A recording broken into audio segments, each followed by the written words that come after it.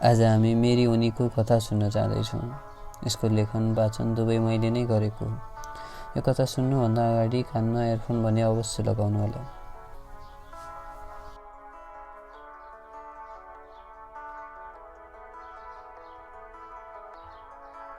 सिस्नुचौर गाउँ लगभग 150-200 घरहरू मिलेर बसेको एउटा छुट्टै स्वर्ग जस्तो ठाउँ हो। म त्यही गाउँको बासिन्दा। देख्दा हल्का काले भए पनि ह्यान्डसम नै थिएँ, अनि सोझो पनि। त्यसैले गाउँमा मलाई सबैजनाले रुचाउने गर्थे। मेरो नाम चाहिँ हेमन्त। कक्षा 12 पास गरिसकेको। ओहो, कस्तो म त मेरै कुरा पो गर्न थालेछु। आउनुहोस् अलि परतिर जाउँ। छाडिदेऊ कुरा हाँस्ने अनि रुनेको, छाडिदेऊ कुरा हाँस्ने अनि रुनेको, बरु सुनाउँछु कथा यो मन छुनेको। सानो चरी पुतली अनेक छन् नाम त, सानो चरी पुतली अनेक छन् नाम त। खै के भनी परिचय दिउँ मेरी उनीको, सुनाउँछु कथा यो मन छुनेको।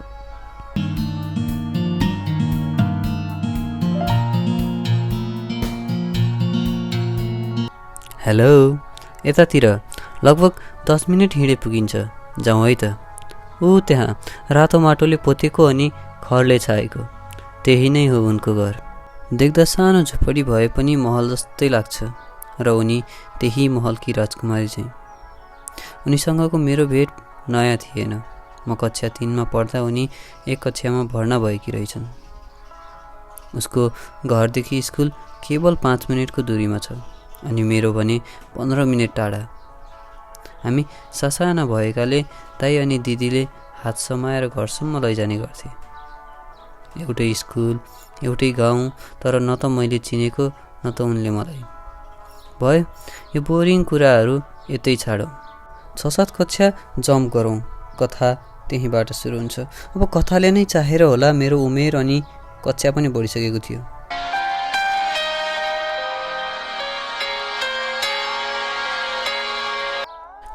अब भने केटोमा विपरीत लिङ्ग, अझ सबै भाषामा भन्नुपर्दा केटीहरूप्रतिको चासो र आकर्षणले च्यापिसकेको थियो। हुन त म केवल 16 वर्षको थिएँ, तर जब 2 खुट्टा भएका राम्रा स्त्री देख्थेँ तब कल्पनाको सागरमा हराउन लाग्थेँ, अनि मनमा बेग्लै किसिमको काउकुतीहरू आवाज हुने गर्थ्यो। यो पल मेरा लागि कुनै एक लेभल कटाएर अर्को रमाइलो लेभलमा आएको जस्तै। कक्षा 10मा पुगिसकेको म केटा साथी भन्दा पनि केटी साथी बनाउने, सँगै बस्ने अनि खेल्ने गर्थे। उनीहरूको शरीरबाट एक बेग्लै बास्नाको आवाज पाउने गर्थे। उद्देश्य गलत थिएन, तर ती स्त्रीको स्पर्शले आङ्नै सिरिङ्ग हुने गर्थ्यो। एक दिनको कुरा हो, हामी 7-8 जनाको ग्रुपमा खेल्दै खेल्दै घर जाँदैथ्यौँ।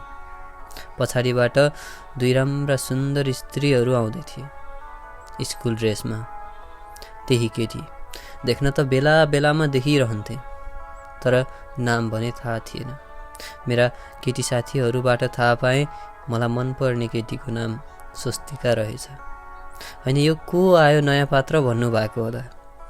यो त्यही पात्र हो जसको मैले सुरुमै तपाईँहरूलाई घर देखाएको थिएँ।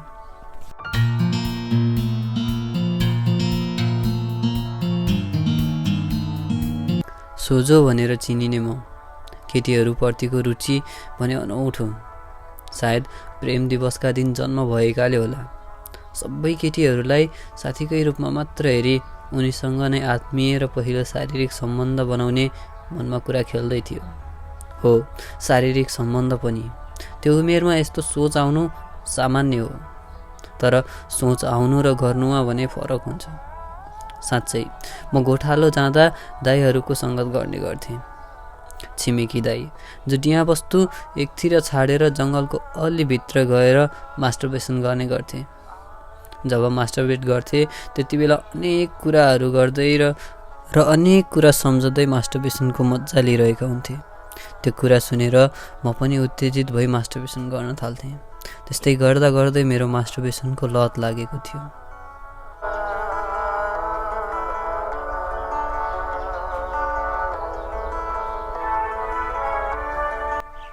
हाम्रो गाउँमा वाइफाई अनि इन्टरनेट अलि नयाँ नयाँ नसुनेको कुरा थियो। तर मोबाइल भने पुगेको त्यही टुकटुके। सुरुमा त गाउँकी राम्री राम्री केटीहरूलाई नाङ्गो कल्पना गरी त कहिले कतैबाट ल्याएको हिरोइनहरूको छोटो कपडा भएका तस्बिरहरू नै निहालेर मास्टरबेसन गर्न थालियो।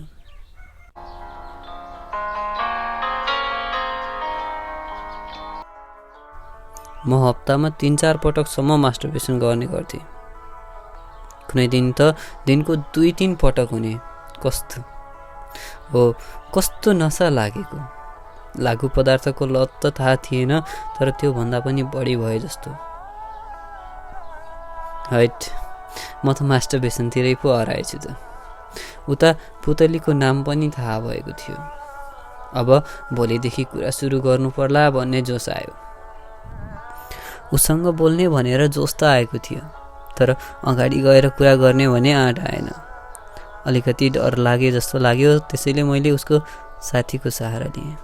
स्वस्तिकाको साथी, जसले मेरो पहिलो पत्र उसँग लगिदिएकी थिए। पत्रमा भने खासै अहिलेको जस्तो रोमाञ्चक कुराहरू थिएन। थियो त केवल मलाई तिमी मनपर्छ र आफू सोझो अनि राम्रो भएको, सधैँ माया गर्नेछु भनेर लेखेको थिएँ। तर रगतले लेखेको चाहिँ होइन नि है। चिठीको रिप्लाई 4-5 दिनसम्म पनि आएन। त्यसैले एकचोटि भेटेरै कुरा गर्नुपर्ने जस्तो आवाज भयो।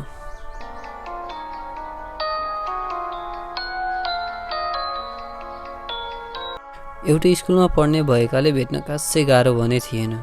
खाजा खाने समयमा स्वस्तिकाको साथीलाई भनेर उसँग 2-3 कक्षाको भवनमा भेटेँ। त्यहाँ ठुला कोही नहुने अनि साना भाइ बहिनीहरूले नबुझ्ने भएकाले मैले बोलाएको थिएँ। देख्न त धेरै पटक नै देखेको, तर आज भेट्दा डुकडुकी अलि बेसी धड्किरहेको थियो। ऊ एकतर्फ फर्केकी, म एकतर्फ फर्केको, त्यही पनि 5-6 मिटरको दूरीमा। त्यो दिन विभिन्न मिठा कुराले फकाउने, अझ मायामा फसाउने कोसिस गरेँ। ऊ केवल सुनि मात्र रही, तर उसलाई मेरो कुरा मन परिरहेको थियो। नबोले पनि मेरो कुराहरूलाई ध्यान दिएर सुनिरहेकी थिए।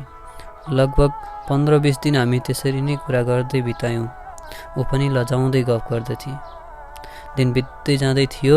एक दिन राति म र ऊ हामी यौन सम्बन्धमा मग्न थियौँ र चरम आनन्दमा थिएँ म। अनि जिउ भने तातिरहेको। केही समयको आनन्दपछि कतै चिसोको अनुभूति भयो। नाइटफल भएको रहेछ। ओहो, म त सपनामा पो रहेछु। तर त्यो पल मैले हस्तमैथुन गर्दाको भन्दा बिल्कुलै फरक थियो। लाग्थ्यो सपना नभई विपनामा त्यो सब भएको जस्तो। पहिलो पटक कसैसँगको शारीरिक सम्बन्ध गरेको सपना देखेको। म तुरुन्तै उठेर शौचालयतर्फ गएँ र त्यही कुरा फेरि सोचेर हस्तमैथुन गर्न थालेँ।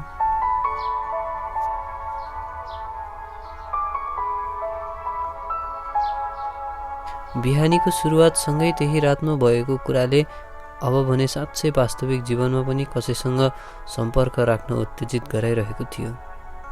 सोझो मान्छे भएर होला अरू स्त्रीहरूलाई यस्तो खालको प्रस्ताव राख्न नै सक्दैन थिए भने उता आफूले मन पराएको केटी स्वस्तिका सँग भने कुराकानी बाहेक छुने प्रयास पनि गरेको थिएन। अब भने लजाएर नहुने ठानी सदाको चाहिँ आज भेट्दा उसको हात समाउने प्रयास गरे। चिसो अनि कोमल हात रहेछ। एकैछिनमा उसले हात छुटाई।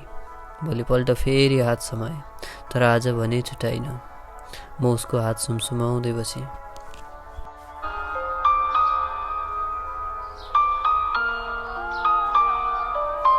उनी सोझी अनि अलि लजाउने भएकाले अहिले नै शारीरिक सम्बन्धका लागि प्रस्ताव राख्नु सम्बन्ध नै छुटाउनु हो। त्यसैले बिस्तारै बिस्तारै कुरा अगाडि बढाउँदै थिएँ। माया त धेरै नै लाग्थ्यो उसको, तर किशोर अवस्था भएर होला शारीरिक सम्बन्धका लागि हो कि आत्मीय माया हो थाहा थिएन। तर यति थाहा छ कि उनी र उनको शरीरले मोहित भएको थिए। चम्किलो अनुहार, सिल्की कपाल, ज्यान पनि कति मिलेको हो।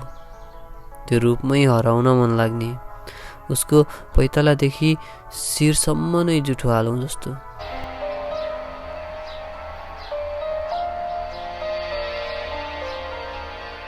मलाई गाला चिमोट्न र टोक्न मात्र मन लागिरहन्थ्यो, तर ऊ भने मन पर्दैन भन्दै रिसाउँथे। अझ एक दिन झुक्किएर उसलाई समाउँदा छातीमा समाउन पुगेछु। त्यही कारण मैले फकाउँदा पनि 4 दिनसम्म ऊ मसँग रिसाइरही।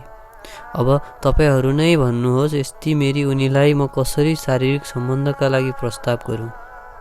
अनि उसबाट यो कुराको आश नगरी र अरूतिर लाग्न पनि भएन।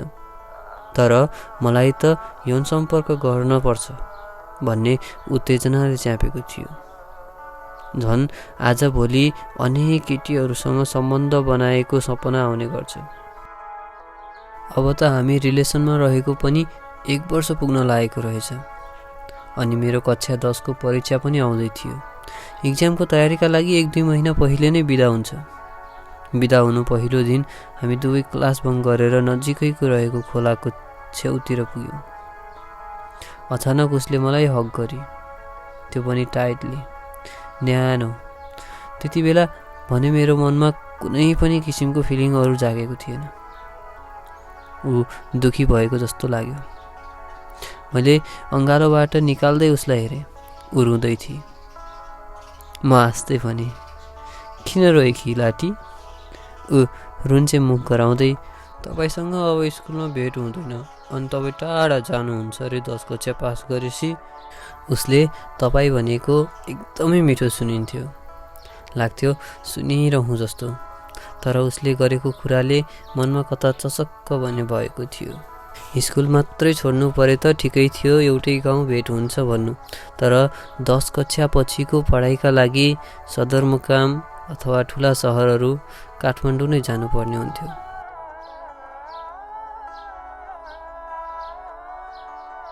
ऊ अझै दुखी नहोस् भनेर म टाढा भए पनि हाम्रो भेट भइरहन्छ, म तिमीलाई भेट्न आइहाल्छु नि भन्दै सम्झाएँ। बल्ल तल्ल मानी, हल्का मुस्कुराउँदै थिए। त्यो अनुहार साँच्चै निहालिरहँ जस्तो। नजिकै आएर मेरो आँखामा आँखा मिलाई एकैछिनमा आफ्नो आँखा बन्द गरी किस गर्ने अफर दिएको जस्तो लाग्यो। ओठसँग ओठ मिलाई जिब्रोबाट गरिने किस सुनेको थिएँ। जानी नजानी त्यही गर्ने प्रयास गरेँ। जब लिप्स जोडियो तब दुवैजना झसङ्ग भयौँ। सायद पहिलो पटक भएर होला, आङ्नै सिरिङ्ग हुने। मैले फेरि प्रयास गरेँ। अब भने मजा आउँदै थियो।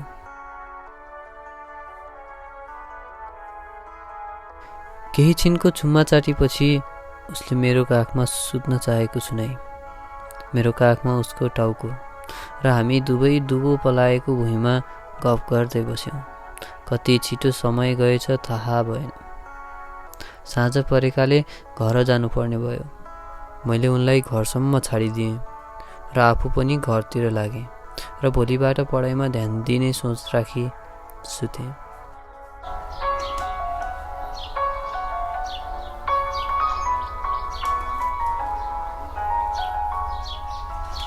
खै के गर्दा गर्दै 5-7 दिन बितिसकेछ। भोलि शिवरात्रि भएकाले मन्दिरमा भेट्न आउन साथीलाई खबर पठाएकी रहेछ। भोलि कति बेला होला भन्दै म समय हेर्दै यताउता छटपटिँदै बसेँ। रातभरि निन्द्रा लागेन। फेरि उसलाई सम्झेर मास्टरबेसन गर्न लागेँ। जिउ हल्का भए जस्तो लाग्यो र चाँडै निद्रा पनि लागेछ।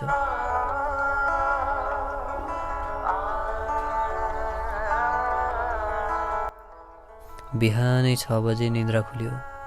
उठ्ने बित्तिकै नुहाई धुवाई गरेँ र मनमा उमङ्ग बोकेर मन्दिरतर्फ हिँडेँ। बिहानै मन्दिर आएकी रहेछ। चिसो कपाल, मगमग स्याम्पूको बास्ना, सेतो मुहारमा रातो टिका। पूजा सकेर मेरै लागि कुरेकी। आज ऊ मेरै लागि व्रत बसेकी रे।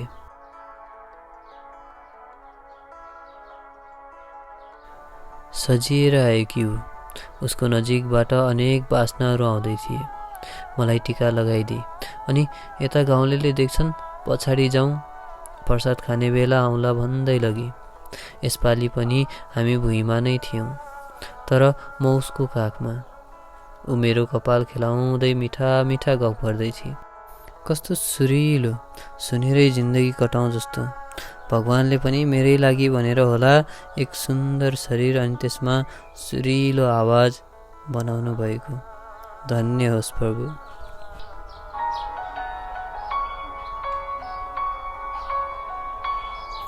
तीन चार घन्टा कति छिटै बितिसकेछ।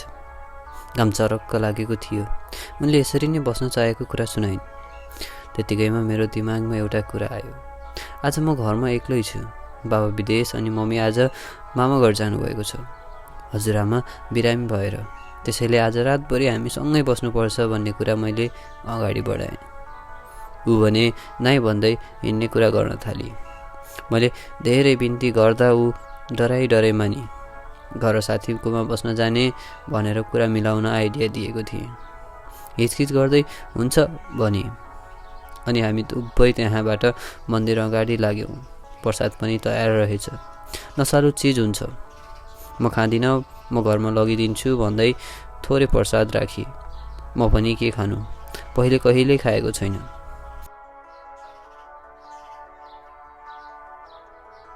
अरूलाई दिने बहानामा प्रसाद लिएर घरतिर लाग्यौँ र साँझमा तल्लो बाटो लिन आउँछु भन्दै हामी छुट्यौँ। घर पुगेँ, खाना बनाउन र खान नै मन लागेन। केवल समय कति बेला बित्छ भनी कुर्दै थिएँ। म अलि साँझ नपर्दै उसको घरभन्दा तलको बाटो पुगी कुर्न थालेँ। लगभग 1 घन्टापछि उसलाई देखेँ।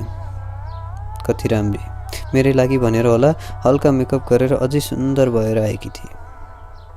त्यो देख्दा मैले आफूलाई नै सम्हाल्न सकिनँ। मनमा फेरि शारीरिक सम्बन्धको चाहना तामा टुसाए चाहिँ टुसाउँदै थियो।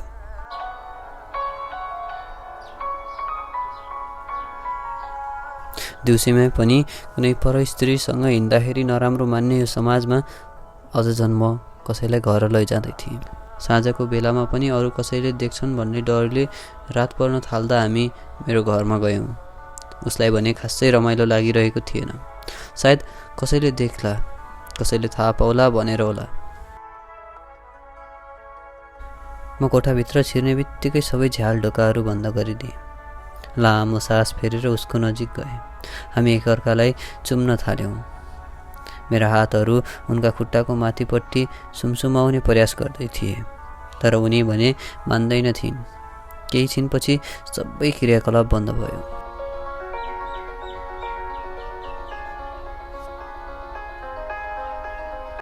उनले भोक लाग्यो भनिन्। पकाएको केही पनि थिएन। बारीमा फलेको केरा टिपेर मम्मीले पकाउन राख्नु भएको थियो। पाकेको रहेछ, त्यही दिएँ र साथमा बिहान ल्याएको प्रसाद पनि थियो। त्यही लिएर दुवैजना बस्यौँ।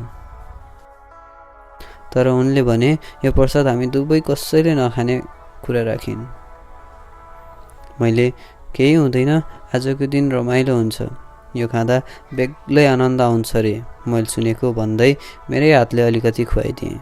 त्यसपछि हामी दुवैले सबै प्रसाद सक्यौँ। बिस्तारै बिस्तारै नसा चढ्दै थियो। उसको अनुहार नै डोलाए जस्तो मुसुक्क हाँस्दै मतिर हेरिरही। म पनि कम थिएन। उता एउटा नसाले शरीरमा समातेको र अर्को नसाले अन्त कतै समातेको। फेरि घाँटीदेखि नै उसलाई जुठो हाल्न थाले। नसाले बढी नै मताएछ। आधा होसमा अनि आधा बेहोसीमा बिस्तारामा दुवैजना। यता यौन सम्बन्धका लागि तडपिरहेको मेरो आत्माले भने मौका पाएछ। रोक्ने पनि कोही छैन।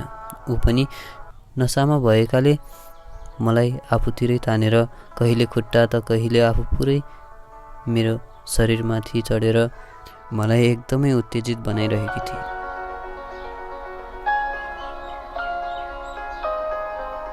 त्यतिकैमा दुई शरीरको मिलन भइसकेको थियो। मलाई खासै याद छैन, तर उसको यौनाङ्गबाट ब्लिडिङ भएको थियो। मलाई डर पनि लाग्यो, तैपनि म सम्पर्क राख्न भने छाडिनँ। नसामा यौन सम्पर्क गर्दा उसले आनन्द लिइरहेको छ या पीडा भइरहेको छ त्यो मलाई केही पनि थाहा थिएन। कति बेला एक्कासी निद्रा लागेछ।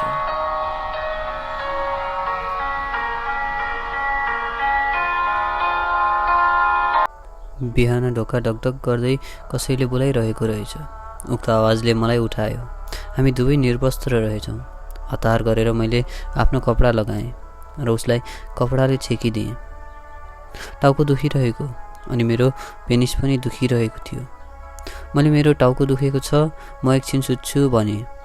उताबाट ल खाना हाम्रोमा आएस् भन्दै छिमेकी दाइ गएको जस्तो लाग्यो। स्वस्तिका पनि उठिसकेछ। उठेर रुँदै थिए। काखमा राखी टाउको मालिस गर्दै कपाल सुमसुमाउँदै उसलाई सम्झाएँ। केही नराम्रो नहोस् भनी आजै बजार गएर औषधि ल्याउने भने। सुटुक्क घरबाट निस्केर उसको घर तल्लोसम्म छाडिदिएँ अनि आफू पनि औषधि लिनका लागि बजारतिर लागेँ। बजारबाट म सिधै घर गएँ। कपडामा लागेको ब्लड धोएँ र 11 बजेतिर छिमेकी दाइ विष्णु बिहान उठाउन आउनुभएको थियो। उहाँकोमा खाना खान गएँ। औषधि मेरै गोजीमा छ। हाम्रो गाउँमा कुनै पनि स्त्रीलाई त्यति सजिलै भेट्न भने सकिँदैन। त्यसैले भोलिपल्ट स्कुलमा गएर उसलाई औषधि दिएँ र सेवन गर्ने बारेमा पनि भनिदिएँ। एकछिन कुराकानी गरिसकेपछि आफ्नो घर लाग्यौँ। मेरो परीक्षा आउँदै थियो। त्यसैले अब हाम्रो भेट खासै हुँदैन थियो। पढाइमा राम्रै थिएँ। कक्षामा सेकेन्ड र थर्ड आउने भएकाले अझै मेहनत गर्नुपर्ने थियो।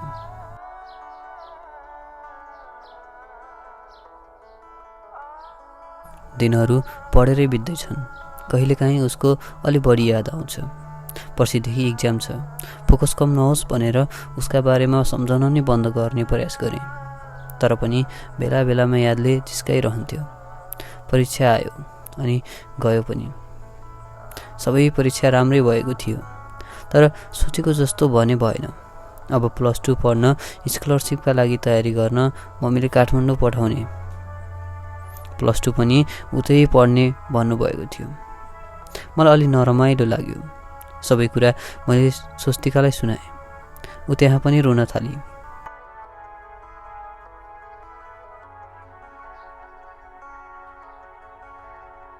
अहिले म पकाउन एकदमै सिपालु भइसकेको छु। कहाँ के गर्नुपर्छ र के भन्नुपर्छ सबै थाहा छ। मेरा लागि उसको आँखाबाट त्यो आँसु बगेको देख्दा धेरै नै नरमाइलो लाग्ने गर्छ। तर आफूप्रतिको त्यो माया देख्दा कहिलेकाहीँ भने मन प्रसन्न हुने गर्छ।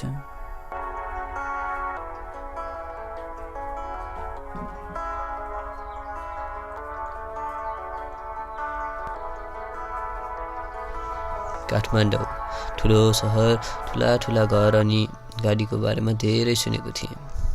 मनमा कतै खुसी र कतै उनीसँगको बिछोडको दुःख बोकेर आइपुगेँ। साँझ ढल्केर रातको आगमनसँगै हामी पनि त्यहाँ पुगेका थियौँ। बाटोमा गुडिरहेको गाडीको बत्ती र घरहरूको बत्तीले चारैतिर झिलिमिली सुन्दर र रमाइलो देखिन्थ्यो।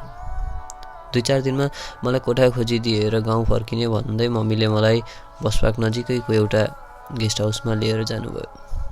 त्यहाँ त लोडसेडिङ पनि नहुने अनि कोठामा लामखुट्टे पनि नभएको। मलाई त अब सधैँ यतै बसौँ जस्तो लाग्यो।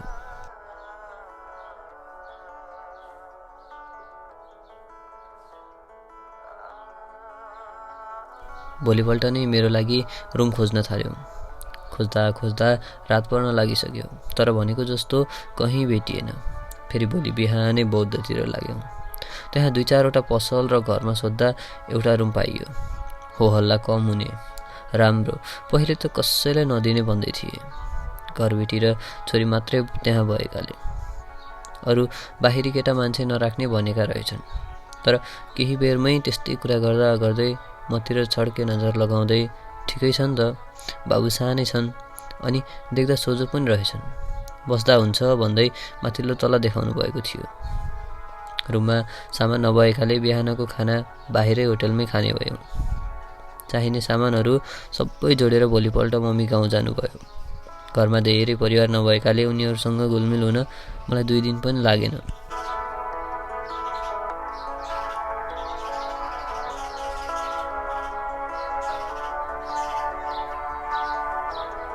त्यहाँ बसेको केही दिनमै हामी धेरै नजिक भएका थियौँ। घरबेटी आन्टी उमेर 32 अनि उनकी छोरी 12 वर्षकी। सहरका केटीहरू घर बस्दा धेरै छोटा छोटा कपडाहरू लगाएर बस्ने गर्छन्। सेतो तिग्रा देख्दा मनै खलबलाउने, तर सधैँ देखिरहने, सँगै बस्ने अनि खेल्ने पनि गर्दै जाँदा अलि सामान्य नै लाग्न लाग्यो। घरबेटी आन्टी अब सपिङ जाँदा, घुम्न जाँदा र केही काम पर्दा मलाई सम्झिनुहुन्छ। खाना पनि एकै ठाउँमा पाक्छ र खान्छौँ पनि।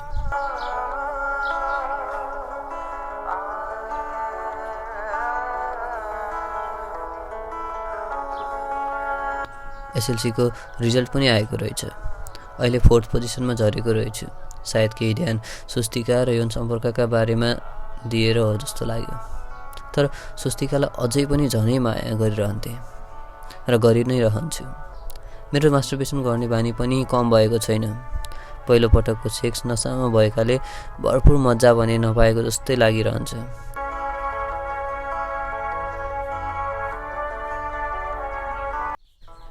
सेक्स भन्ने चिज नै यस्तो चिज रहेछ जुन एकपटक खाएर कसैको पनि भोक नमिटिने। अब त झनै आत्मबल बढेको जस्तो, जोसुकै स्त्रीहरूसँग सम्पर्क गर्न सक्छु जस्तो लाग्ने। होइन, कति यही कुरा मात्रै मनमा खेलेको। अब केही दिनमा स्कलरसिपको इन्ट्रान्स इक्जाम दिनु छ। मम्मीले नाम निकालेमा मोबाइल किनिदिने बाचा पनि गर्नुभएको थियो।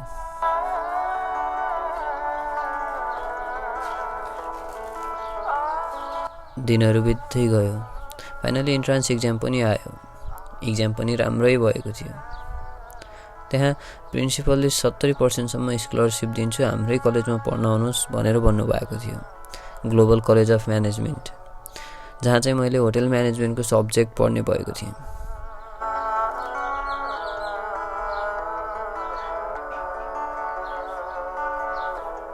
छ दिन बाँकी थियो कलेज स्टार्ट हुन। त्यही मौकामा उनीलाई भेट्ने र मोबाइलका लागि गाउँ जाने बहाना भयो। म एकदमै हर्षित भएँ। मम्मीलाई भेट्न पाउने, मोबाइल पनि पाउने, अझ स्वस्तिका। उसलाई भेट्ने बित्तिकै झ्याम्म अँगालोमा बेरेर सबैतिर जुठो हालेर उसकै काखमा निदाउने कल्पना गर्दै काठमाडौँदेखि गाउँका लागि बस चढेँ। काठमाडौँ छँदा 2-4वटा फिल्म हेरेको थिएँ। बसमा निखिल दाईको एउटा फिल्मको गाना मायाले बोलायो मलाई, मायाले बोलायो भन्ने गानाभित्र घन्किरहेको। म सिटमा भए पनि मेरो मन भने झुम्दै उफ्रिँदै नाचिरहेको थियो। म कल्पना गर्दै म्युजिकको मजा लिँदै घरको बाटो पुगिसकेको छु। 6 घन्टाको बाटो कति छिटै गएको। 20 मिनट जति हिँड्नुपर्छ अब घर पुग्न। बाटोमा खाना नखाएकाले घर पुग्ने बित्तिकै खाना खाएर बिस्तारामा पल्टिएँ। निद आएछु।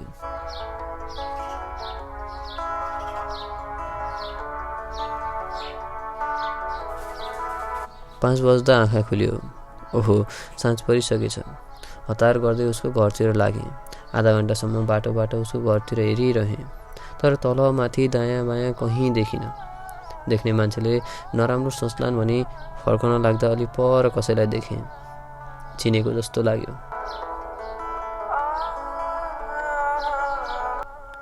स्वस्तिकाकी साथी, नजिकै घर भएको र उसले पहिला हामीलाई भेट्न मद्दत गरेकाले कुनै सङ्कोच नमानी स्वस्तिकालाई भेटाइदिन आग्रह गरे।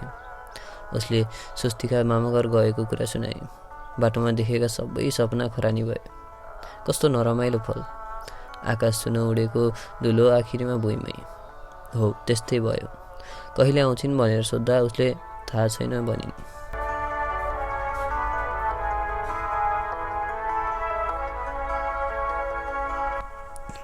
म हरेक दिन उसको घर तल कुरिरहन्थेँ। 4 दिनसम्म पनि हाम्रो भेट भएन। अब फेरि काठमाडौँ फर्किने दिन आयो। मम्मीले 5000 मोबाइल किन्न र 3000 खर्चका लागि दिनुभएको थियो। निराश अनुहार लिएर म त्यहाँबाट लागेँ। अहिले पनि बसमा मिठा मिठा गीतहरू बजेका थिए, तर म अनि मेरो मन भने दुवै स्थिर थिए। कुनै उमङ्ग नभएको, उराट लाग्दो। यस्तो पनि समय आउँछ मैले सोचेको थिइनँ।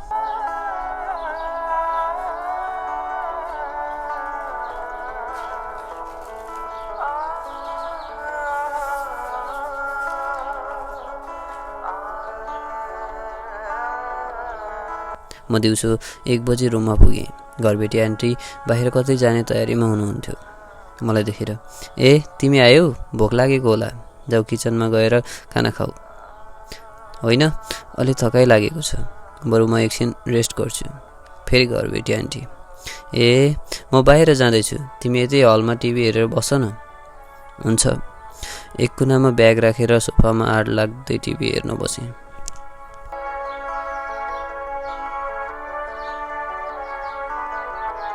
साँझको 5 बज्न लागेको रहेछ। बेल बजेको आवाज आयो। को आएछ भन्दै ढोका खोलेँ। आन्टी र उनकी छोरी। आन्टीको छोरी पुनम। मैले बुने भनेर बोलाउँछु। मलाई देखेर खुसी हुँदै मलाई केलाइदिनु भयो दाइ भनी। म काठमाडौँ झर्ने बित्तिकै उसलाई मनपर्ने डेरी मिल्क र किटक्याट किनेको थिएँ। त्यही दिएँ र ऊ रमाउँदै थ्याङ्क यू दाइ भन्दै थिए। ब्यागबाट गुन्द्रुक निकालेर मम्मीले पठाइदिनु भएको भन्दै आन्टीलाई दिएँ। उहाँलाई गुन्द्रुकको तरकारी भन्दा पनि अचार मनपर्छ भन्नुभयो। बुने ड्रेस चेन्ज गर्न गई म पनि रुमतिर जान्छु भन्दै लागेँ।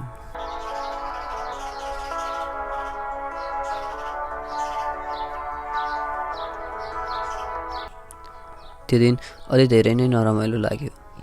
खाना खान पनि मन लागेन। म त्यसै सुत्ने प्रयास गरेँ। निद्रा लागिसकेको थिएन। ढोकाको ढकढक आवाज आयो। जुरुक्क उठेर ढोका खोलेँ। घरबेटी आन्टी हुनुहुँदो रहेछ, नाइट ड्रेसमा। एकदमै हट देखिनु भएको थियो।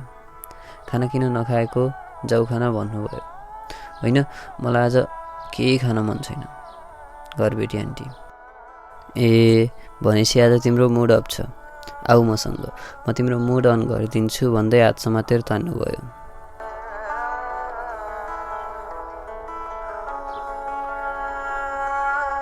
मेरो मनमा भिन्न भिन्न कुराहरू खेल्न थाले। हामी बिचको तलामा पुग्यौँ। त्यहाँ रहेको एउटा रुमको ढोका खोल्नुभयो।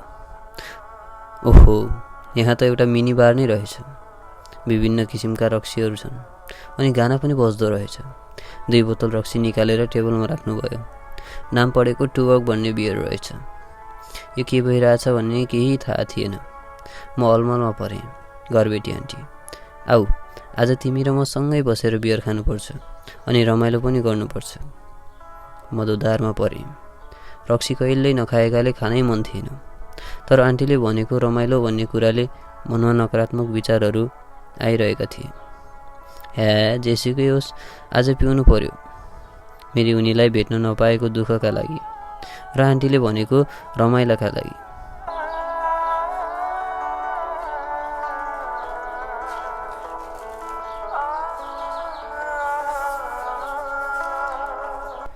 चिसो रहेछ बियर। पहिलो ग्लासले नै टाउको समायो। आफ्नो ज्यान नै हल्का लाग्न लाग्यो। म्युजिकमा रमाउँदै पिउँदै थियौँ हामी। दोस्रो ग्लास पनि सकियो। फेरि अर्को बोतल लिएर दुवैजनाको ग्लासमा भर्नुभयो। मैले आधाभन्दा बढी पिउन सकिनँ। टाउको घुमाइरहेकाले टेबलमा आड लाएर बसेँ। उहाँले मेरो आधा ग्लास बियर पनि पिउनु भएछ।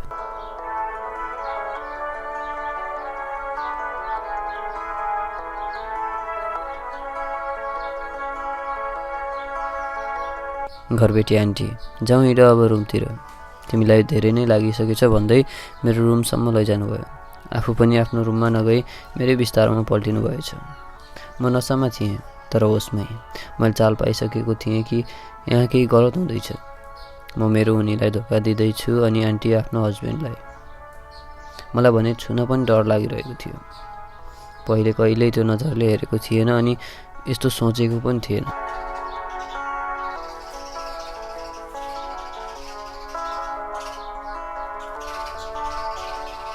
पहिलो प्रयास उहाँले नै गर्नुभयो। मलाई निर्वस्त्र पारेर आफै आफ्नो लुगा खोल्दै हुनुहुन्थ्यो। म अचम्ममा परेँ। यति सरल अनि सोझी उहाँ आज खै के भएछ? उत्तेजनाले गर्दा होला। यसले न त सोझालाई छाड्छ न त बिग्रिएकालाई। जेसुकै होस्, म त लोभी भमरा हो। रस चुस्न पाउने भएको छु, त्यसैमा खुसी हुनुपर्छ। यो मेरो दोस्रो पटकको शारीरिक सम्पर्क हुँदैछ, त्यो पनि नसामै। यसपटक भने मैले केही गर्नु परेको थिएन। जसरी मनपर्छ त्यसरी नै घरबेटी आन्टी मेरो प्रयोग गर्दै हुनुहुन्थ्यो। मैले पनि हाइटमा ऐसै गरेँ। त्यो रात साँच्चै नै रमाइलो भयो। अझ बिना नसा भएको भए धेरै नै रमाइलो हुन्थ्यो होला। दुवैजना नसामा र थाकेकाले हामी एउटै बेडमा निर्वस्त्र सुत्यौँ। भोलि बिहान 7 बजे निद्रा खुल्यो। म एक्लै रहेछु। कतै मैले सपना देखेको त होइन?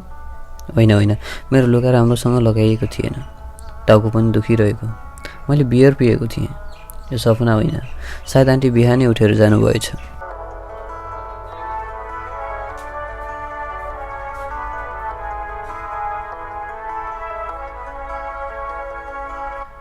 मलाई पहिले जसरी बोल्न र काममा सहयोग गर्न अप्ठ्यारो लाग्यो।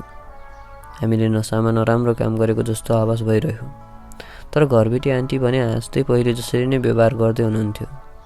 सोझो मान्छे म, मनमा कुरा त खेलि नै हाल्छ नि। अनेक कुरा सोच्दै दिन बित्न लाग्यो। अब कलेजका लागि तयारी पनि गर्नुपर्ने थियो।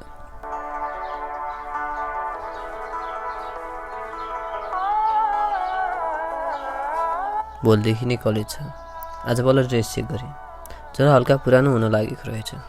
कपी किताब केही पनि छैन। भोलि जाने बेला किन्नु पर्ला। आज खानपिन गरेर छिट्टी सुत्छु। बिहानको कलेज भएकाले 4:30 बजे नै उठेँ। नुहाएर ड्रेस लगाएँ। चिटिक्क मिलेको। अझ टाई र जुत्ता लगाउँदा फिल्मको हिरो जस्तै फिलिङ हुने। बस चढेर अब केटो कलेजतिर। धेरै उमङ्ग र खुसी अनि अलिकति डर लागे जस्तो।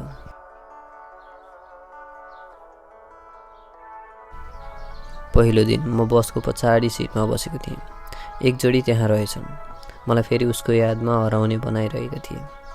कलेज आइपुग्यो। कापी कलम किनेर म कक्षा कोठातिर छिरेँ। म पहिलो बेन्चमा नै बस्न मन पराउँछु, तर त्यहाँ पहिले नै 3 जना बसिसकेका रहेछन्। सेकेन्ड बेन्चमा भने 2 जना रहेछन्। के म यहाँ बस्न सक्छु? हाँस्दै उनीहरूले हुन्छ बस न। हामीले आफ्नो परिचय दियौँ। 2 जना साथी बनाइसकेको थिएँ। नारायण र अमित नाम रहेछ।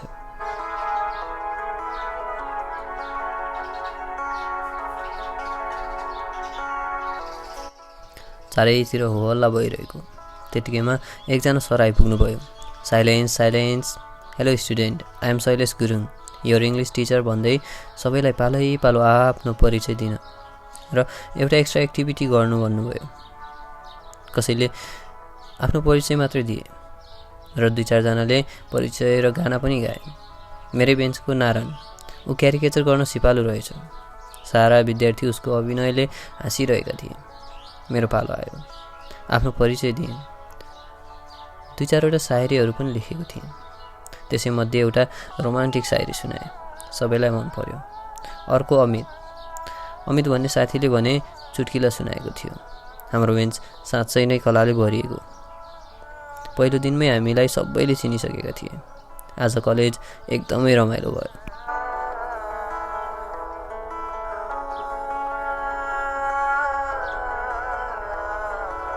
म त राजकुमार हुँ कि जस्तो लाग्न थाल्यो। कलेज पनि रमाइलो अनि बस्ने घरमा पनि अर्कै रमाइलो। अहिले त घरबेटी आन्टी हप्तामा 2-3 पटक रमाइलो गर्ने अफर गर्नुहुन्छ। म उहाँका लागि घरकै प्राइभेट साधन जस्तै भएको छु। जहिले जति बेला मन लाग्छ त्यति बेला चलायो। तर हामी सधैँ मदिरा सेवन गरेर मात्र यौन सम्पर्क गर्ने गर्थ्यौँ, जसले गर्दा हामी अनेक तरिकाले अनि लामो समयसम्म आनन्द लिन सक्थ्यौँ।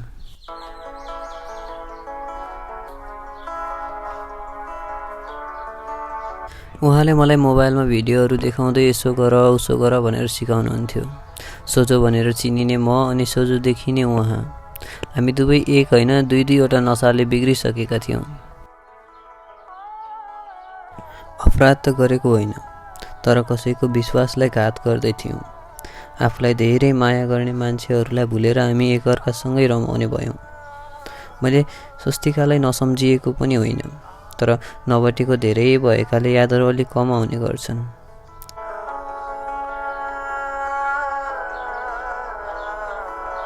मसँग मोबाइल भए तापनि स्वस्तिकासँग भने नभएकाले हाम्रो कुरा नै हुँदैन। मैले त अहिले फेसबुक आइडी पनि बनाएको छु। कलेजका साथीहरूले कुराकानी गर्न हुन्छ भनेर बनाउन भनेका थिए। क्लासका लगभग सबैजसो विद्यार्थीहरूसँग जोडिएको थिएँ। केटी साथीहरूसँग पनि जोडिसकेँ र उनीहरूको सबै पोस्टमा प्रिटी, ब्युटिफुल, नाइस कमेन्ट गर्न कहिल्यै छुटाउँदिन थिएँ।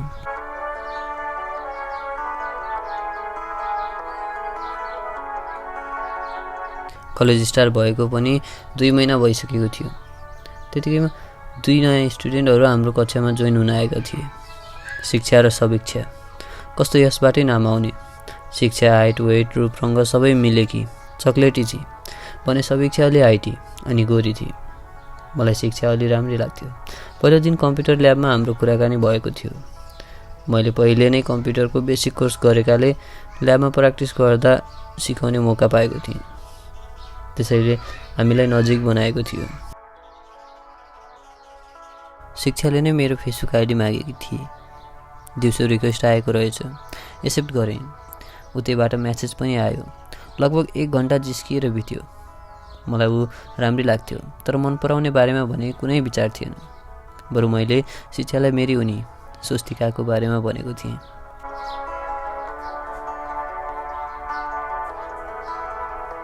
हामी 1-2 हप्तामै मिल्ने साथी भएका थियौँ। उसले मलाई स्वस्तिका बेस्टु भन्दै जिस्काउँछी। कलेजमा हामी प्रायःजसो सँगै हुन्छौँ, तर बस्न भने म अमित र नारायणसँगै बस्छु। शिक्षा र मलाई क्लासमा सबैले जिस्काउने गर्छन्। जिएफ बिएफ भनेर पार्टी कहिले हो भन्दै सताउने गर्छन्। कलेज साँच्चै पढ्न भन्दा पनि टाइमपास गर्न र रमाइलोका लागि गएको जस्तो।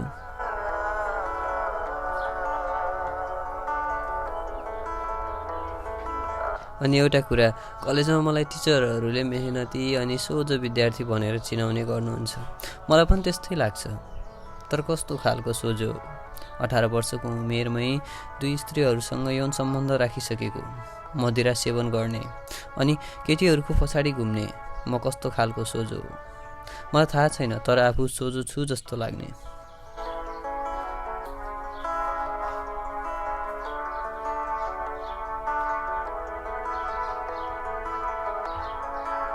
केवल 3 जना भएको घर।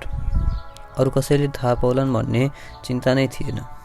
घरबेटी आन्टीको हस्बेन्ड कोरिया गएको 5 वर्ष हुन लागेको रहेछ। मसँग पनि चिनाजानी भएको थियो। दिउँसो हामी सँगै हुँदा मैले उहाँलाई हस्बेन्ड भएर पनि मसँग यस्तो सम्पर्क राख्दा अप्ठ्यारो लाग्दैन भनेर सोधेको थिएँ। घरबेटी आन्टी लामो समयसम्म शारीरिक सम्पर्क भएको थिएन। अझ हामी यो महिलामा यौन उत्तेजना बढी हुन्छ। त्यसैमाथि तिमीसँग सम्पर्क राख्दा कसैले थाहा नपाउने भएकाले यो सब भएको। तिमीले अरू कसैलाई भनेको त छैनौ नि? नै छैन। आज केही बेग्लै गरौँ न, मैले पहिलो पटक अनुरोध गरेँ।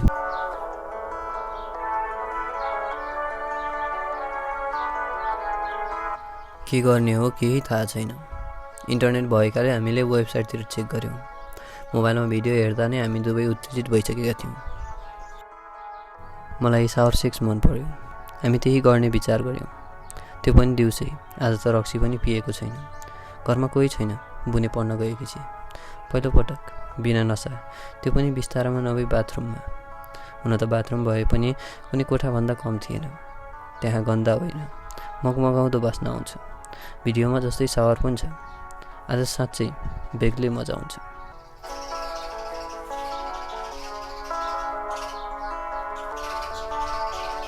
यसपालि मैले उहाँको कपडा खोलेको र मेरो चाहिँ उहाँले। हाइट र वेट लगभग बराबर नै भएकाले सजिलो हुन्छ। नाङ्गो शरीर जोडिँदा बेग्लै तरङ्ग उत्पन्न भएको जस्तो। हामी सिधै सेक्स नगरी एकअर्कालाई सुमसुमाउने र चुम्बन गर्न लाग्यौँ।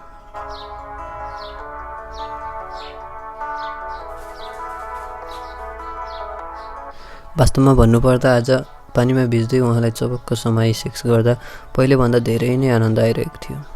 पहिलो स्खलन भयो। उहाँ भने अझै मजा गरिरहने भन्दै मलाई उत्तेजित बनाउन लाग्नुभयो। 2-4 मिनटमै मलाई फेरि जोस आयो।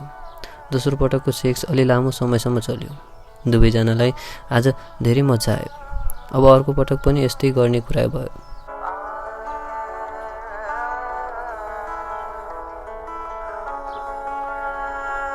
घरमा बुने नहुँदा र आन्टीलाई एक्लै देख्ने बित्तिकै च्याप्प छोपेर चारैतिर जुठो हाल्ने गर्थे। दसैँ आउन लागेको थियो। कलेजमा पनि अब बिदाको कुरा चल्दै थियो। केवल 7 दिन बिदा हुने भयो।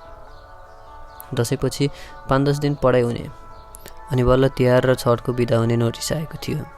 मैले अमित, नारायण र शिक्षालाई म अब गाउँमा जाने 20-25 दिनपछि बल्ल आउने कुरा सुनाएको थिएँ। शिक्षाले स्वस्तिकासँग फेसबुकमा कुरा गराऊ है भन्दै थिए। साथीहरूले घर नगई चन्द्रगिरी जाने प्लान बनाएका रहेछन्। मसँग भने पर्याप्त पैसा थिएन। केवल 100 रुपियाँको नोट रहेछ गोजीमा।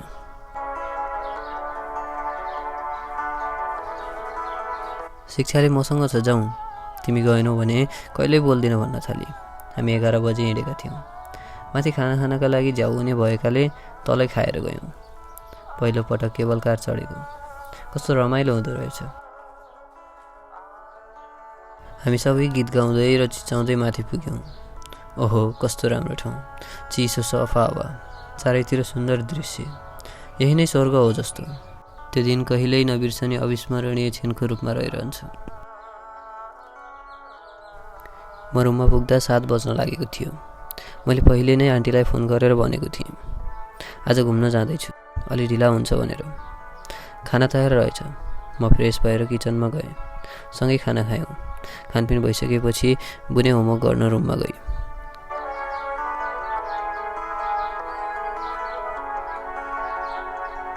फेरि हामी 2 मात्रै किचनमा थियौँ। अब अरू के नै हुन्छ र, 2 प्यासीहरू प्यास मेट्ने, खाना खाएर पनि नमेटिएको भोक मेट्ने कुरा सुरु भयो। मैले भोलि गाउँ जाने कुरा सुनाएँ। 20-25 दिन आउँदिन होला। उहाँलाई अलि नरमाइलो लागेछ। दसैँको अघिल्लो दिन गए हुँदैन, तिमी नआउँदा धेरै नरमाइलो हुन्छ भन्दै हुनुहुन्थ्यो। मलाई पनि खासै राम्रो लागेको थिएन यहाँको यस आराम मोज मस्ती छाड्न, तर केही दिनका लागि न हो। मेरा लागि त गाउँमा मेरो प्राण जस्तै प्यारी स्वस्तिका पनि त छिन्। घरबेटी आन्टी, भोलि तिमी जाने भए आज पुरा रात इन्जोय गर्नुपर्छ।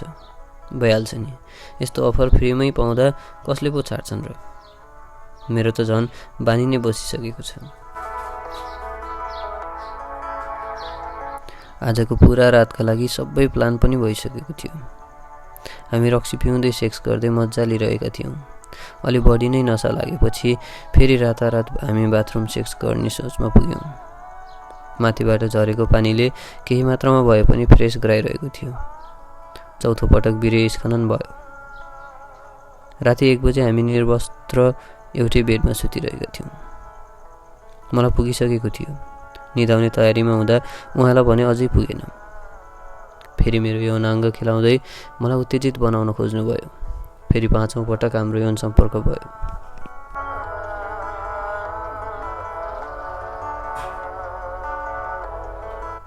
अब म केही गर्न नसक्ने भइसकेको थिएँ। तर आन्टी भने अझै एक लास्ट भन्दै सुमसुमाउँदै हुनुहुन्थ्यो। मलाई भयो, म सक्दिनँ भने। उहाँ मान्ने अवस्थामा नै हुनुहुँदैन थियो। त्यसैले जे गर्नु छ आफै गर्नुहोस् भनेर छाडिदिएँ। जीवनमा पहिलो पटक आज एकै दिनमा 6 पटकसम्म यौन सम्पर्क गरेको थिएँ। रातको सायद 2-3 बजेको थियो। आन्टी आफ्नो रुममा जान्छु भन्दै कपडा लगाएर जानुभयो। म त्यसै सुतेँ।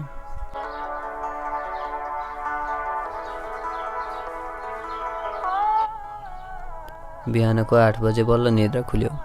जुरुक्क उठेर तयार भएर तल झरेँ। आन्टी पनि आज ढिला उठ्नुभएछ। एकछिन बस, खाजा खाएर जाउँला। आन्टीसँगै बसपार्कसँग जाने कुरा गर्दै हुनुहुन्थ्यो। भाडामा बस्नेलाई यसरी कसले नै छोड्न जान्छ र। म त परिवार जस्तै भएकाले, अझ आन्टीसँगको रिलेसनले गर्दा। कस्तो रिलेसन भनेर कन्फ्युज नहुनु, त्यो केवल सेक्सुअल रिलेसनले हो, अझ नजिक बनाएको। मेरो लागि बसको टिकट किनेपछि बुनेको स्कुलका लागि ढिला हुने भएकाले उहाँहरू त्यहाँबाट जानुभयो। बस पनि आधा घन्टापछि गुड्यो। तपाईँलाई त थाहा छ, बसमा म्युजिक भएन भने रमाइलो हुँदैन। त्यहाँ केही सुनेका केही नसुनेका गीत बज्दै थिए। मैले उनीलाई नभेटेको धेरै भएकाले म कल्पना गर्दै बसमा निदाउने प्रयास गरेँ। गाउँ पनि पुगियो। बसको यात्रा गरेकाले अब रेस्ट गर्नु नै पर्यो।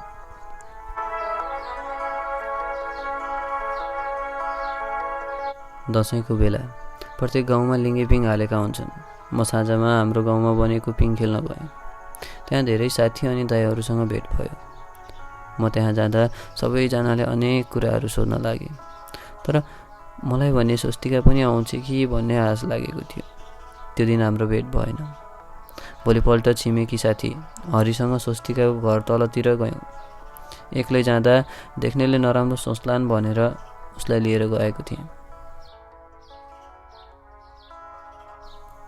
मैले सानो कागजमा चिठी जस्तै लेखेर ल्याएको थिएँ। धेरै बेर तलमाथि गर्दा उसलाई देखेँ। दुब्लाएकी रहेछ। उसले पनि मलाई देखे। घरमा अरू भएकाले आउन पाइन। मैले उसलाई देखाएर एक कुनामा चिठी राखिदिएँ। त्यस चिठीमा साँझ भेट्नका लागि बोलाएको थिएँ, त्यही पिङ खेल्ने ठाउँमा।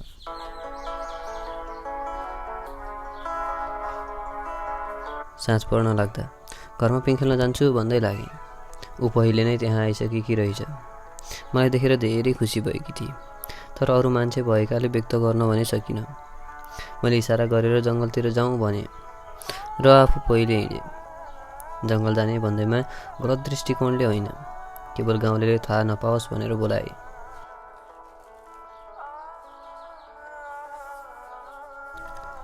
ऊ 2-4 मिनेटपछि आए।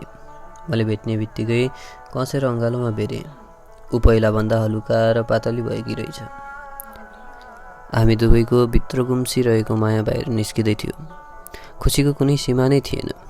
अब भने मलाई आभास भयो, स्वस्तिकासँगको माया शारीरिक आकर्षण होइन, यो त आत्मीय माया हो, दुई आत्माको साँचो माया हो।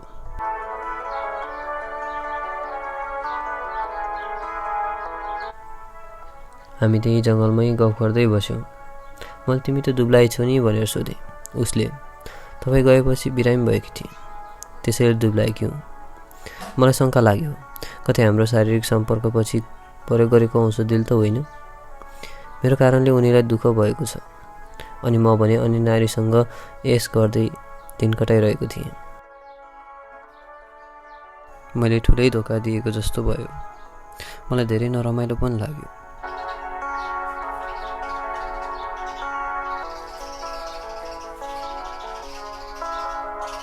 उसलाई छाडेर जान मन नै नलाग्ने, सधैँ अँगालोमा बेरेर राखौँ जस्तो।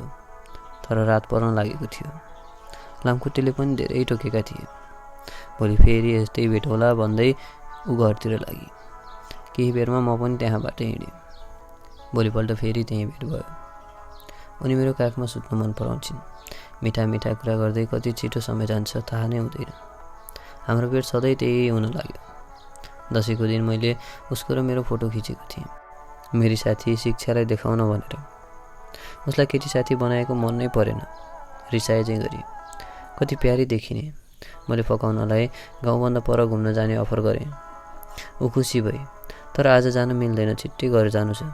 भोलि जाउँ न है भन्न लागि। ठिकै छ, भोलि जाउँ न।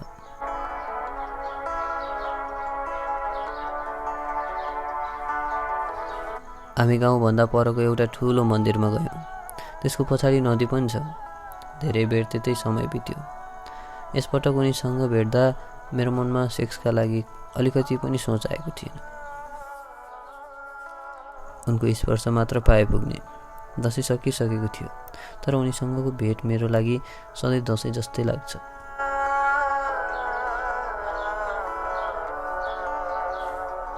तिहार पनि त्यसरी नै बित्यो। मैले मेरी उनीलाई फेसबुक चलाउन पनि सिकाएँ। उसको फेसबुक आइडी पनि बनाइदिएँ। कहिले कतैबाट मोबाइल पायो भने मलाई यसैमा मेसेज गर्नु भनेको थिएँ। फेरि काठमाडौँ फर्किनु पर्ने भयो। जान मन नै थिएन, तर पढाइ पनि त गर्नु छ।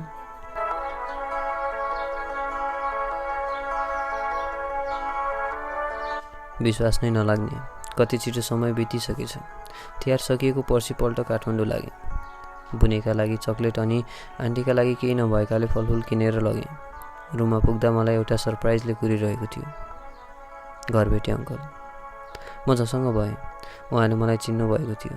बोलाएर धेरै कुराहरू सोध्नुभयो। मलाई भने डर लागिरहेको थियो।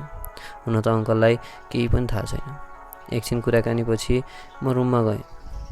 आन्टी पनि केही छिनमा त्यहाँ आउनुभयो र मलाई सम्झाउन लाग्नुभयो। अब हामी केही पनि गलत क्रियाकलाप नगर्ने निर्णयमा पुगेका थियौँ। मलाई त्यो एकदमै सही हो जस्तो लाग्यो। अब अङ्कल बाहिर नजाने, बिजनेस गर्ने भनेर आउनुभएको थियो। मेरो पढाइ पनि राम्रै चल्दै थियो। साथीहरू पनि छन् अनि बेस्टी पनि।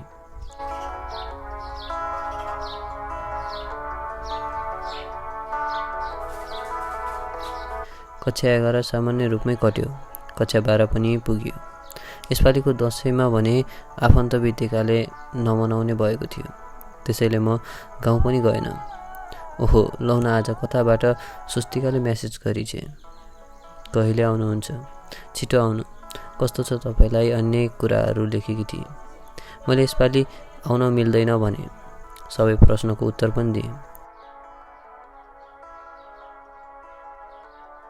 2-4 दिनपछि दसैँमा राम्रोसँग कुरा गर्ने मौका मिल्यो। उसको बाबाको मोबाइलबाट चलाएकी रहेछ।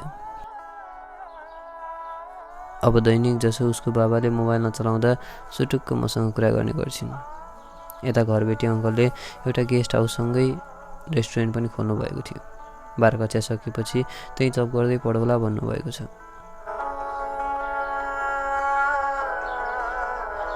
मेरो 12 को इक्जाम आउन पनि 2 महिना जति बाँकी थियो। उता स्वस्तिकाको मेसेज पनि आउन छाडिसक्यो। म उसको मेसेजको प्रतीक्षा गरिरहन्थेँ, तर 2 महिनासम्म आएन। 12 को इक्जाम दिएर म गाउँका लागि हिँडेँ।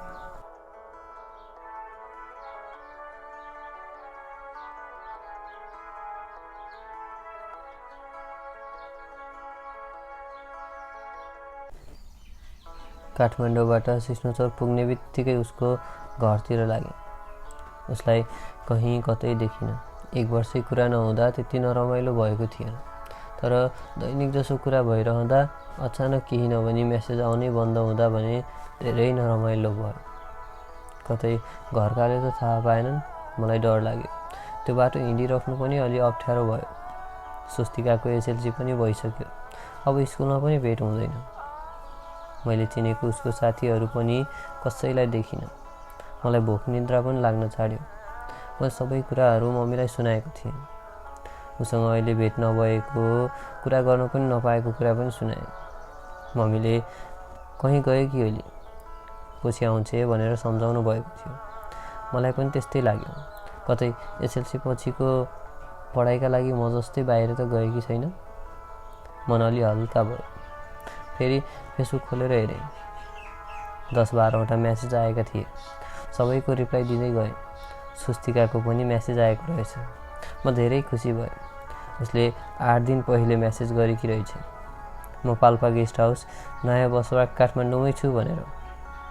मलाई लिन आउनुहोस् भन्दैकी थिए। ओहो, मैले फेरि गल्ती गरेको रहेछ। 10-12 दिन भएको थियो फेसबुक नखोलेको। मम्मीलाई सबै कुराहरू सुनाएर फेरि काठमाडौँ जानका लागि पैसा मागेँ। एक्लो छोरो भएकाले धेरै माया गर्नुहुन्थ्यो र सम्झाएर अलिकति पैसा दिएर पठाउनु भयो। म त्यही दिन काठमाडौँका लागि हिँडेँ।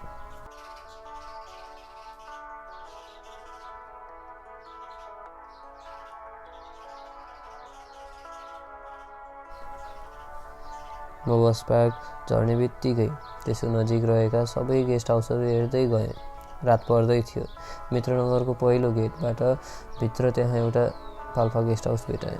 त्यहाँ काउन्टरमा बस्ने र साउलाई सोद्धा उनीहरूले थाहा भएन भनेपछि म फेरि अर्को पाल्पा गेस्ट हाउस होला भनेर खोज्न थालेँ। रातको 10 बजिसकेछ। एकैछिन थकाइ मार्न बस्दा अलि पर पाल्पा गेस्ट हाउस लेखेको बोर्डमा बत्ती बलिरहेको रहेछ। सायद अब पनि भेट हुन्छ कि भन्ने आशा जाग्यो। म अलिकति पनि ढिला नगरी त्यहाँ पुगेँ। गेट बन्द भइसकेको रहेछ। धेरै पटक आवाज दिएपछि बल्ल एकजना दाइ, के भो भाइ, रुम चाहिएको हो? होइन, यहाँ 8-9 दिन पहिले गोरी अनि पातली स्वस्तिका आएकी थिइन्। ऊ कहाँ छिन् भनेर सोधेँ। म त यहाँ किचनमा काम गर्ने मान्छे हो। मलाई केही थाहा छैन, बरु साउलाई बोलाइदिन्छु, एकैछिन ल।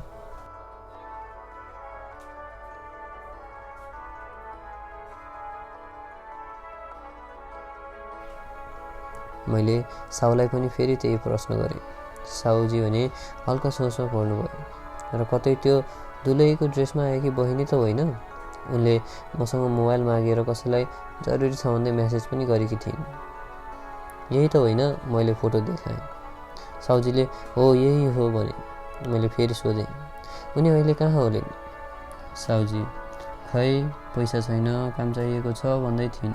तर हामीसँग पहिले नै धेरै कामदारहरू छन्। अझ व्यापार पनि धेरै थिएन। त्यसैले मैले अरू नै ठाउँमा खोज्न जानु भनेको थिएँ। सायद यतै अरू कुनै गेस्ट हाउसमा भेट्न सक्नुहुन्छ।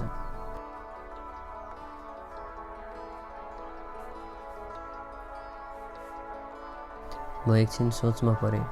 मेरी उनी दुलहीको ड्रेसमा अझ पैसा नभएर काम खोज्दै गरेको सुन्दा म उठ्नै नसक्ने गरी खसिसकेछु। अलि परसम्म मनलाई सम्हालेर हिँडेँ। केही छिनमा फेसबुकको याद आयो। बरु उनीलाई मेसेज गरेर छाड्छु, सायद एक दिन रिप्लाई आउला। आज पहिले बसेको रुममा जान नै मन लागेन। यतै गेस्ट हाउसतिर बसेर भोलि फेरि उसलाई खोज्नु पर्ला। केही पनि खाएको थिएन। मनमा अनेक कुराहरूले बास गरिरहेका थिए। धेरै नरमाइलो लाग्यो। मैले 2 बोतल बियर र सिटन मगाएँ। धेरै भएको थियो, रक्सी नपिएको पनि। 1 बोतलले नै ज्यापुने म 2 बोतल पिएर सुतेँ। बिहान ढोका ढकढक गर्दै चिया पिउनुहुन्छ भन्दै एकजना केटीले सोधिन्। यो आवाज कतै सुनेको जस्तो लाग्यो। होइन, नसाले होला, 1 कप ल्याइदिनु न भन्दै फेरि सुतेँ। फेरि केही छिनमै त्यही आवाज आयो, चिया आयो भन्दै। आँखा मिच्दै ढोका खोलेँ। झड्याम्म भुइँमा चियाको कप फुट्यो। को हो मलाई थाहा थिएन। एक्कासी मेरो अँगालोमा आए कि कतै केही देखेर डराएको हुनुपर्छ। होइन, ऊ त अझै खुसी भएर मलाई कसेर छोप्दै थिए। यो के भइरहेछ? मैले उसको अनुहार हेरेँ। लौ न, मेरो स्वस्तिका। ओहो, मेरो खुसीको कुनै सीमा नै रहेन। भाग्यले जुराएको हो कि हाम्रो मायाले भेटाएको हो थाहा छैन। तर आज जति खुसी म कहिल्यै थिइनँ। उसलाई चारैतिर जुटालेँ। मेरी उनीको हातले कपाल मालिस नपाएको धेरै भएको थियो। उसकै काखमा सुतेँ।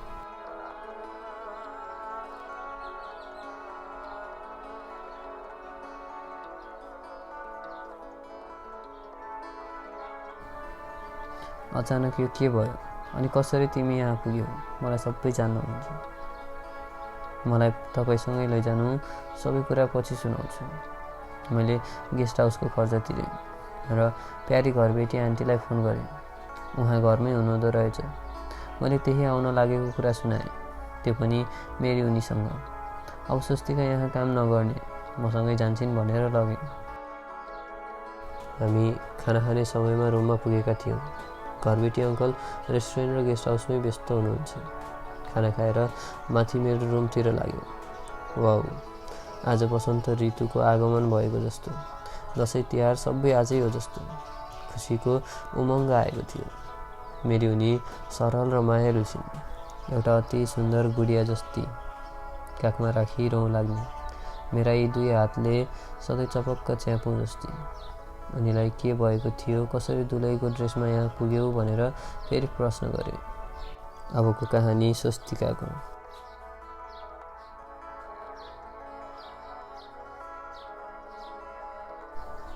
तिहारपछि तपाईँ काठमाडौँ जानुभयो। तपाईँले बनाइदिएको फेसबुक आइडी पासवर्ड कपीमा टिपेकी थिएँ। मम्मीसँग पनि राम्रो मोबाइल थिएन, त्यसैले 2-4 महिना फेसबुक नै चलाउन पाइनँ। त्यसको पासवर्ड पनि बुझेछु। कक्षा 9को परीक्षा पनि आउँदै थियो। परीक्षापछि खोज्नु पर्ला भनेर छाडेकी थिएँ। 10 कक्षामा पुगिसक्यौँ। फेरि घरमा भएका सबै मेरा अनि भाइका सबै कपीहरू खोजेँ। आफैले एक कुनामा लुकाएर राखेकी रहेछु। त्यो त बेटी हो, तर मोबाइल भने छैन। कस्तो नरमाइलो लाग्यो। मम्मीलाई मोबाइल किनिदिन आग्रह गरेकी पनि हो, तर मम्मीले भने मोबाइल होइन, अलि धेरै गाली दिनुभयो। धनी परिवार नभएकाले मोबाइल किन्न पनि सहज थिएन। बाबा इन्डियामा काम गर्नुहुन्छ। उहाँको अहिले बल्ल मासिक 6000 तलब छ। यसपालि दसैँमा बाबा घर आउने कुरा थियो। बाबालाई पनि मोबाइल ल्याइदिन भने। बाबाले भने एसएलसी पछि दिउँला भन्ने कुरा गर्नुभयो। त्यो दसैँमा बाबा आउनुभयो, तर तपाईँ नआउँदा चाडबाड नै आए जस्तो लागेन। बाबाको मोबाइल खाली हुने बित्तिकै हजुरलाई मेसेज गरेकी थिएँ। बाबा सुत्दा, घरमा नहुँदा कुराकानी गर्ने मौका पाएँ। तर कहिलेकाहीँ मोबाइलको ब्यालेन्स कसै सक्यो भन्दै बाबाले गाली गर्नुहुन्थ्यो। मलाई फेसबुकको लत होइन, तपाईँको लत लागेको थियो।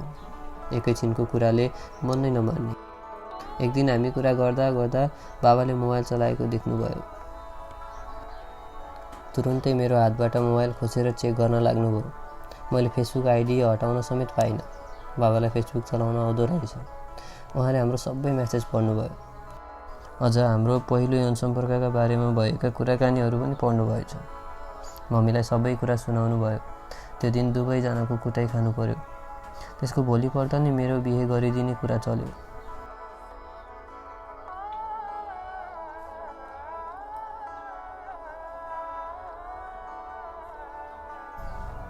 10 कक्षाको परीक्षा हुन केही महिना भएकाले परीक्षापछि सुटुक्क बिहे गरिदिने पक्का भयो। मलाई भोक निन्द्रा नै लाग्न छाड्यो। मलाई पढ्न पनि मन थिएन। बाबा मेरो बिहे सकेपछि मात्र इन्डिया जाने भन्दै मेरै पिछा गर्ने गर्नुहुन्थ्यो। रातिमा मेरो कोठाको ढोका बाहिरबाटै बन्द हुन लाग्यो। एक दिन दिउँसै घरबाट भाग्ने प्रयास गरेकी थिएँ। बाहिर थाहा पाएर घरमा भनिदिएको रहेछ। कति रमाइलो थियो त्यो जीवन, तर आजभोलि जिउँदो लास जस्तै लाग्छ। एसएलसीको 1 महिनापछि आफूभन्दा 10 वर्ष जेठो पुरुषसँग मेरो विवाह भयो। म भर्खर 18 वर्षकी। आफू अझै सानै छु भन्ने ठानेकी थिएँ, तर कसैको दुलै भइसकेँ। गाउँलेहरूले थाहा नपाउने गरी मन्दिरमा सुटुक्क विवाह भएको थियो। मैले अरू कसैको दुलै हुने कल्पना पनि गर्न सक्दिनँ। मनमा आत्महत्या गर्ने कुरा पनि खेलेका थिएँ। विवाहको रात ऊ मेरो नजिक आउने र सम्बन्ध अगाडि बढाउने प्रयास गर्दै थियो। धेरै बहाना गरेर हामी अलग्गै सुत्यौँ। मलाई निद्रा नै लागेन। दुलहीको ड्रेसमा थिएँ। अलि भारी हुने रहेछ। अरू कपडा खोज्दा अरू कसैले थाहा पाउलान् भन्ने डरले म त्यही ड्रेसमा त्यहाँबाट भागेकी हुँ। साथमा पैसा पनि छैन। नाकमा भएको सानो सुनको नथिया बेचेर काठमाडौँसम्म आइपुगेँ। यहाँ गएपछि खोजेरै भए पनि हजुरलाई भेट्छु भन्ने सोचेकी थिएँ, र सोचाइ र भोगाइ बेग्लै हुँदो रहेछ। यति धेरै मान्छेहरूको भिडमा हजुरलाई खोज्न त त्यस्तै भयो। म आफै हराउन लागेँ। बाटोमा केटाहरूले जिस्काउन लागे। त्यत्तिकै एउटा दाइ बास चाहिन्छ भन्दै आएका थिए। म उहाँसँगै होटेलमा गएँ।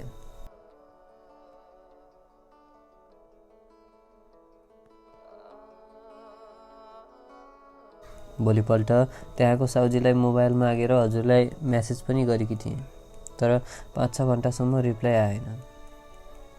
पैसा धेरै बजेको थिएन अनि त्यो कपडा पनि चेन्ज गर्नुपर्ने छ। पहिला होटेलको पैसा तिरेर सस्तो कपडा पनि किनेँ। तपाईँको कुनै खबर नआएकाले म धेरै अलमलमा परेँ। सित्तैमा कसैले पनि खाना बस्न दिँदैन। त्यसैले कामको खोजी गर्न थालेँ। एउटा रेस्टुरेन्टमा काम पाएकी थिएँ, तर त्यहाँको साउ गलत दृष्टिकोणको रहेछ। 2 दिनमै त्यो काम छाडेर नयाँ काम खोज्न थालेँ। तलब भन्दा पनि जीवन गुजारा गर्न, खाना र बस्नका लागि काम गर्नुपर्ने थियो। धेरै खोज्दा त्यहाँ गेस्ट हाउसमा काम पाएकी थिएँ। यहाँ बस्न आउनेहरूले पनि जिस्काउने र अनेक नराम्रा कुरा गर्ने गर्थे। जब हजुरलाई त्यहाँ देखेँ, मेरो खुसीको कुनै सीमा नै रहेन। साँच्चै चोखो माया गर्यो भने कसैले छुटाउन सक्दैन भन्ने सुनेकी थिएँ। हो रहेछ। हरेक दिन भगवानसँग हजुरलाई मागेकी थिएँ। आज पुरा भयो। मलाई अब छिट्टै आफ्नो बनाउनुहोस्।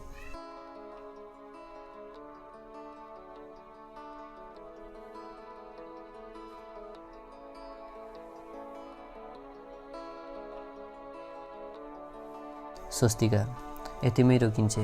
अब सबै जिम्मेवारी मेरो काँधमा आएको छ। म दुधारमा परेँ। उसलाई अपनाउन कुनै सङ्कोच थिएन, तर आफू अझै परिपक्व भएको छैन। अझै धेरै पढाइ गर्नु बाँकी छ।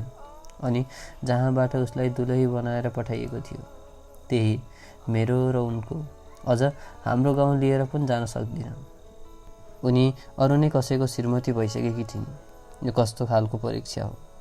यहाँ मेरी उनीलाई अपनाउन, आफ्नै बनाउन पाउने, तर उता परिस्थिति त्यति सहज कहाँ हुन्छ र? मैले उनीलाई धेरै सम्झाएँ अहिले बिहे नगर्ने। यतै काठमाडौँमै बसेर जब गर्दै यतै बस्ने कुरा सुनाएँ। गाउँ जानु ठिक हुँदैन भनेर उसलाई सम्झाएँ। मेरो पढ्ने सपनालाई पनि मैले बिर्सेँ। मलाई सुखी भविष्य होइन, खुसीका साथ जीवन बिताउन मन छ। मसँग मेरी उनी छिन्। मेरो भविष्य त्यसै पनि उज्जवल छ। नाम र पैसाको पछाडि होइन, माया गर्ने मान्छेको साथलाई प्राथमिकता दिउँ। जीवन त्यसै सरल र सुन्दर बन्छ।